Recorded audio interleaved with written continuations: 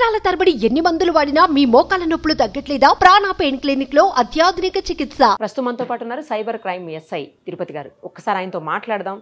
Cyber crimes కి సంబంధించిన కొన్ని విషయాల మీద అవగాహన పెంచుకుందాం.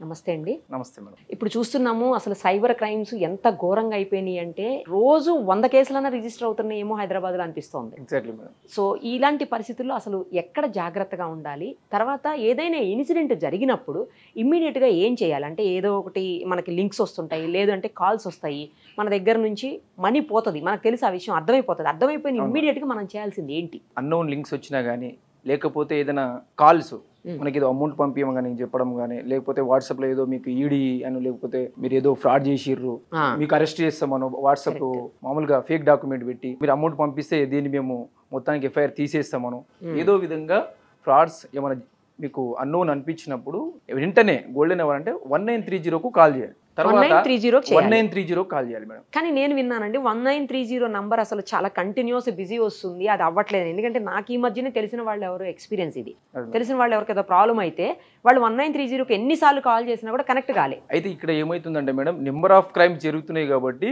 ఎవరో ఒకరు అటెంప్ట్ చేస్తూనే ఉంటారు కాల్స్, కాబట్టి అలా బిజీ వస్తుంటది. అట్లా కాకపోతే మనకు cybercrime.gov.in కూడా మనకు ఆ వెబ్సైట్ మనం అప్రోచ్ కావచ్చు, లేకపోతే నియర్ బై పోలీస్ స్టేషన్ కూడా అప్రోచ్ కావచ్చు. మనం ఇది బెటర్ అండి. అసలు near by police station near by police station వెళ్ళడం ఇంకా బెటర్. ఇంకో కొంతమందికి ఏంటంటే పోయింది 1,00,000 కదా 2,00,000 కదా వదిలే 10 సార్లు పోలీస్ స్టేషన్ చుట్టూ ఎవరు తిరుగుతారు అని ఒక అపోహ కూడా ఉంది.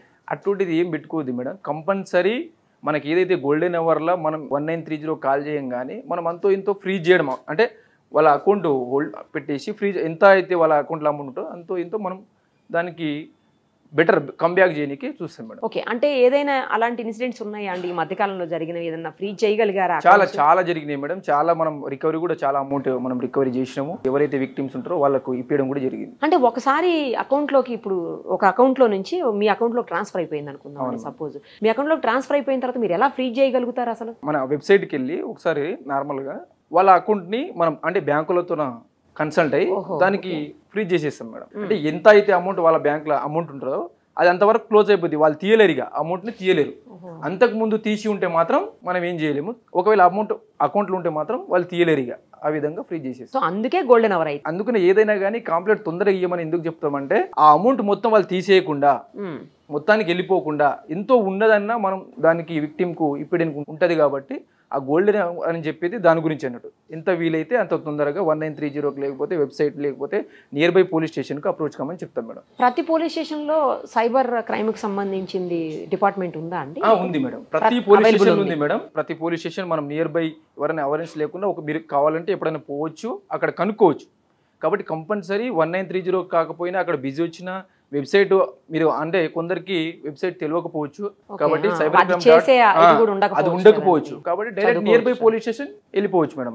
బెటర్ చాయిస్ అది. ఇంకా చాలా కాల్స్ అండి, న్యూడ్ కాల్స్ చేయటము, కొంతమంది న్యూడ్ కాల్స్ చేసి వాటిల్లో ఫొటోస్ తీసుకోవటం, అవతల మాట్లాడేటప్పుడు వాళ్ళని కూడా న్యూడ్ చేసి తర్వాత అవి వీడియోస్ తీసుకోవటము, ఆ తర్వాత వాళ్ళని బెదిరించడం, వాళ్ళని చాలా హెరాస్ చేసి డబ్బులు గుంజటం అట్లా చేస్తా ఉన్నాయి.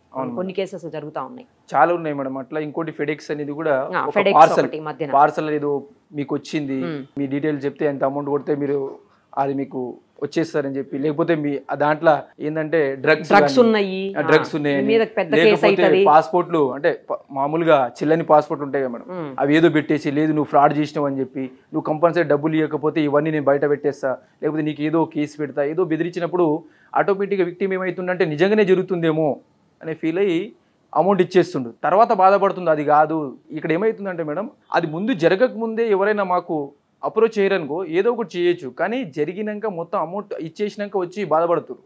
అట్లా కాకుండా ఏదైతే మేము చెప్తున్నామో అవేర్నెస్ గురించి, వాళ్ళు గోల్డెన్ అవర్లోనే కంపల్సరీ కంప్లీట్ ఇవ్వాలి. ఇంకోటి అటువంటి లింక్స్ ఏది అన్నోన్ లింక్స్ అనవసరమైనవి ఎప్పుడు ఓపెన్ చేయొద్దు. ఇప్పుడు ఈ మధ్య ఏమైతుంటే ఫ్రెండ్ అనో, లేకపోతే మన అమ్మ నాన్ననో, లేకపోతే ఎవరో మన రిలేషన్ లేదో నాకు ఇమీడియట్లీ అమౌంట్ అవసరం ఉంది, అంత 10,000 1,00,000 ఏదో ఇక సమ్ అమౌంట్ కావాలని మెసేజ్ వస్తుంది మనకు. వాట్సాప్ మెసేజ్ వచ్చినాక మనం ఏమనుకుంటాం, నిజంగానే మనకు ఏమైనా ప్రాబ్లం ఉందని మనం పంపించేస్తున్నాం. కానీ అట్లా చేయొద్దు. ఏదైతే వాళ్ళు కంపల్సరీ మనం పంపించినప్పుడు మనోళ్ళు ఫోన్ చేయాలి. మనం ఒకసారి ఫస్ట్ ఫోన్ చేసుకుని కన్ఫర్మ్ చేసుకునే ఏదైనా అమౌంట్ పంపించాలి. ఎందుకంటే మనకి హ్యాక్ అయినాక మనం ఏం చేయలేం.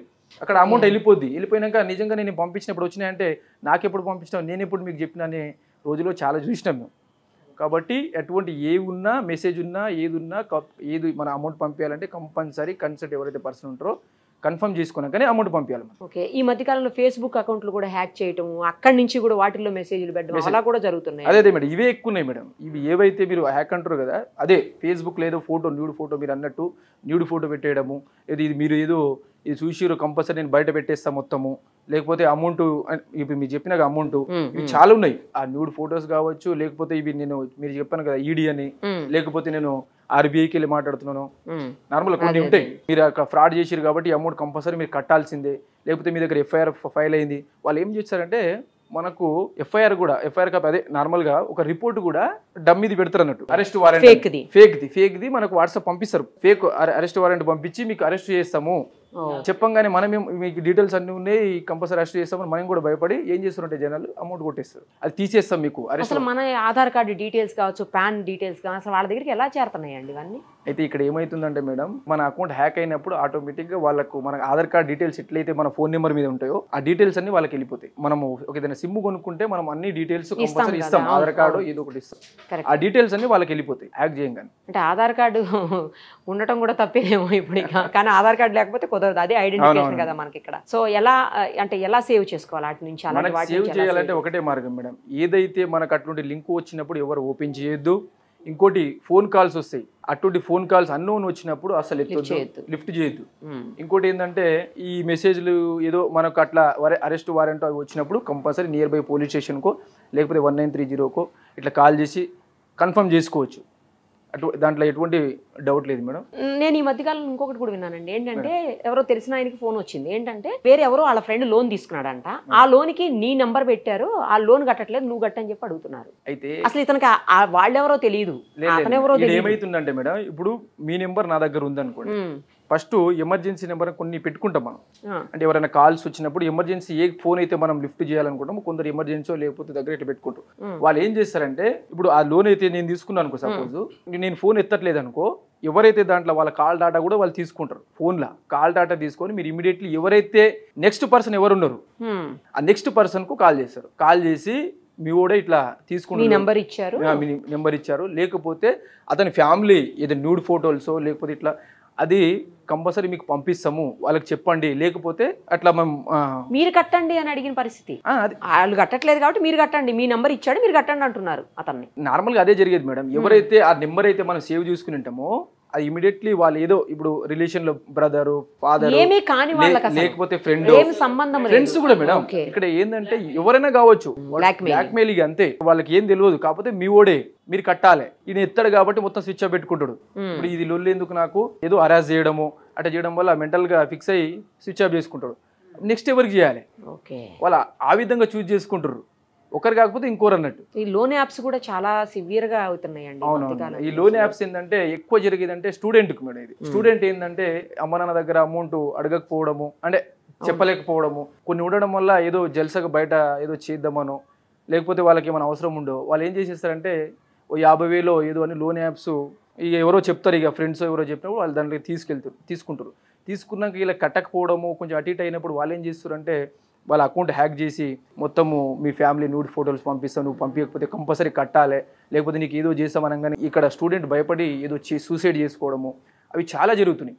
అవి ఏంటంటే ఫస్ట్ తెలుసుకోవాల్సింది ఏంటంటే ఆ లోన్ యాప్ అనేది జోలికి పోవద్దు. వెళ్ళినాక మళ్ళీ ఏదో జరిగి ఒకవేళ కొంచెం అటు ఇటు ఏమైనా జరిగినా కానీ ప్రాబ్లం అయినా కానీ కంపల్సరీ వచ్చి పోలీస్ స్టేషన్లో కంప్లైంట్ ఇవ్వాలి, ఇట్లా జరుగుతుంది మాకు ఇట్లా బెదిరిస్తున్నారు అని. వాళ్ళు ఏం చేస్తారంటే మనకి ఏం చెప్పకుండా లాస్ట్కు సూసైడ్ చేసుకున్నాక మాత్రమే ఆ విషయం బయటకు పడుతుంది. కాబట్టి అది జరగకుండా ఉండాలంటే first compulsory near by police స్టేషన్కి అప్రోచ్ అయితే అది ఆడవరకే ఆగిపోతుంది. అంటే ఈ మనోడు కూడా సేఫ్ అవుతాడు, అక్కడ కూడా వాళ్ళకు ఏదో ఒకటి చేయొచ్చు అన్నట్టు. మనం ఓకే, పోలీసులు కూడా ఇలాంటి కేసెస్లో స్పీడ్గా రియాక్ట్ అవుతారండి? 100% అవుతుంది మేడం. కాకపోతే చెప్పకపోవడం వల్లనే ఇది ఏదో సూసైడ్ అటువంటివి జరుగుతున్నాయి, కానీ చెప్పినాక మాత్రం జరగదు మేడం. వాళ్ళు వన్స్ మనకు అప్రోచ్ అయినాక కంపల్సరీ వాళ్ళ మన ఎవరైతే ఫోన్ చేస్తారో అక్కడ కన్సెంట్కు ఏదో బ్లాక్ చేయడము లేకపోతే ఏదో విధంగా చేసి వీళ్ళకు నచ్చజెప్పి వీళ్ళకి ధైర్యం చెప్పడము చెప్తాం కాబట్టి వాళ్ళు ఆడవరకే ఆగిపోతుంది మేడం. ఇది అప్రోచ్ కాకపోవడం వల్లనే ఇటువంటి సూసైడ్ అటువంటివి జరుగుతుంది. కానీ ఈ కేసెస్లో చాలా కేసెస్లో అసలు రికవరీ అనేది సాధ్యం కాదు అని అంటున్నారు. మీరు ఈ మధ్య కాలంలో ఏదన్నా బాగా బిగ్ హ్యూజ్ అమౌంట్ ఏదైనా రికవరీ చేసింది ఉందా? 18 lakhs ఈ మధ్య చేసినాం. అంటే అంత సాధ్యం కాదు, ఈజీ కాదు, ఒక్కసారి అకౌంట్లోకి ట్రాన్స్ఫర్ అయిపోయిందంటే అసలు కాదు అని అంటున్నారు. నేను చెప్తున్నా కదా మేడం, గోల్డెన్ అవర్ అనేది చాలా ఇంపార్టెంట్ అని ముందుకెళ్ళి అదే చెప్తున్నా. ఏదైతే 1 hour ఆ గోల్డెన్ అవర్ ఉందో ఆ టైంలో మనకు కంపల్సరీ కంప్లీట్ వస్తే 100% అంతో ఇంతో మనకు రికవరీ అనేది అంటే ఎక్కువ పర్సెంటేజ్ ఉంటుంది. ఓకే, అంటే 100% కూడా రావచ్చు ఒక్కోసారి. అంటే ఆ టైంలో వాడు అక్కడ ట్రాన్స్ఫర్ చేయకపోవడం అమౌంట్ అట్లే పెట్టుకుంటే కంపల్సరీ అయింది. అయితే ఇంకొకటి కూడా ఏంటంటే బాగా crores of rupees కూడా కొన్నిసార్లు జరిగిన సందర్భాలు అలాంటి వాటిలో అసలు రికవరీ అనేది సాధ్యమే కాదు అని చెప్పేసి మాట్లాడుతా ఉన్నారు. అది నిజమా? అట్లా సాధ్యం కాదా? అవుతుంది మేడం, అవుతుంది. అది ఎప్పుడైతే మనకు ఫ్రీజ్ అకౌంట్ అంటే నార్మల్గా మనం చెప్తున్నాం ఆ గోల్డెన్ అవర్లో అంతో ఇంతో అయినప్పుడు అకౌంట్ మనకు హోల్డ్ చేస్తాం కాబట్టి అమౌంట్ తీయలేరు కదా మేడం, అక్కడ వాళ్ళు ట్రాన్స్ఫర్ చేయలేరు, దాన్ని తీయలేరు కాబట్టి ఆ అమౌంట్ ఏదైతే ఉందో ఆ అమౌంట్ మాత్రం కంపల్సరీ విక్టిమ్ కి ఇవ్వాలి. ఒక్కసారి అట్లా రికవరీ చేసిన తర్వాత తిరిగి ఆ పర్సన్ కి ఆ అమౌంట్ వెళ్ళడానికి ఎంత టైం పడుతుందండి మాక్సిమం? అంటే డిపెండ్స్ ఆన్ బ్యాంక్ కోర్ట్ ఉంటుంది కాబట్టి మేడం మనకు కోర్టుకు వెళ్ళే రావాలి మళ్ళీ వీళ్ళకి, కాబట్టి కంపల్సరీ ఒక 4 weeks అటు ఇటు 4 weeks కావచ్చు మేడం. సో ఈ కేసెస్ లో పర్టికులర్ గా గెలవాలి అంటే లేదు అవి పాజిటివ్ గా రిజల్ట్ రావాలి అంటే మాత్రం 100% గోల్డెన్ అవర్ స్పందించాలి మేడం. ఇంకోటి ఏంటంటే ఆ అవర్లో చేయకున్నా అంటే మనకు కంపల్సరీ చేయాలి మేడం. చేయకున్నా కానీ నియర్ బై పోలీస్ స్టేషన్ మాత్రం 100% ఎవరైతే చేయలేకపోతారో అంటే కొందరు అది వెబ్సైట్ రాకపోవచ్చు, ఫోన్ కలవకపోవచ్చు కాబట్టి compulsory near by police station మాత్రం అప్రోచ్ కావాలి. రైట్ అండి, thank you so much. Suman టీవీలో మీ పర్సనల్ అండ్ బిజినెస్ ప్రమోషన్స్ కోసం కింది నెంబర్కి కాంటాక్ట్ చేయండి.